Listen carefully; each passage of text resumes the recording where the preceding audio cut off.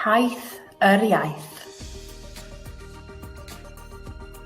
1176, Eisteddfod Genedlaethol gyntaf Cymru. Mae'r Eisteddfod Genedlaethol wedi cael ei chynnal yn flynyddol ac yn draddodiad sy'n dathlu diwylliant Cymru. 1588, Cyfieithu'r Beibl. Cyfieithodd William Morgan y Beibl i'r Gymraeg ym 1588 gan sicrhau fod y rhan fwyaf o'r Cymru bellach yn gallu darllen y Beibl am nad oeddent yn gallu darllen Saesneg. 1850au i'r 1940au, y Welsh Not. O'r 1850au hyd at yr 1940au, roedd yna gosb o wisgo pren gyda'r llythrennau UN i blant oedd yn siarad Cymraeg yn yr ysgol. Byddai'r plentyn hynny'n derbyn y gansen ar ddiwedd y dydd. 1922, Sefydlu'r Urdd. Yn y flwyddyn yma, dechreuodd mudiad ieuenctid mwyaf Ewrop, sydd erbyn heddiw a 55,000 o aelodau bob blwyddyn.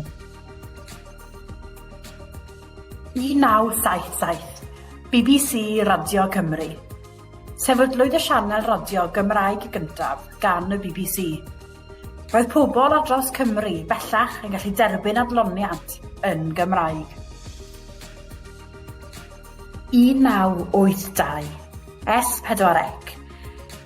5 mlynedd wedi sefydlu'r sianel radio Gymraeg, cafodd y sianel deledu Gymraeg gyntaf ei sefydlu yn 1982, sef S4C.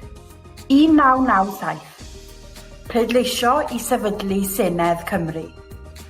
Yn dilyn ymgyrchu gan nifer, cynhaliwyd referendwm a pleidleisiodd pobl Cymru dros sefydlu Senedd i Gymru. 2005, Bathodyn Iaith Gwaith.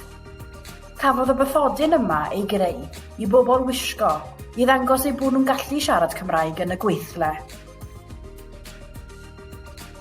2011, Statws Swyddogol i'r Iaith.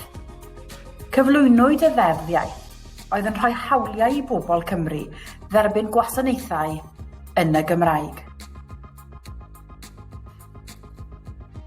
2016, Cymru yn yr Ewros. Cyrhaeddodd Cymru y rowndiau cyn-derfynol yng Nghystadleuaeth yr Ewros yn 2016. Roedd pobl ar draws y byd bellach yn gwybod am Gymru ac yn clywed y Gymraeg.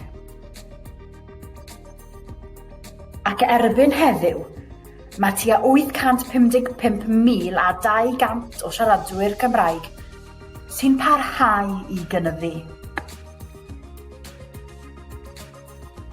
Ac erbyn 2050, mae gan y Llywodraeth darged o 1 miliwn o siaradwyr Cymraeg.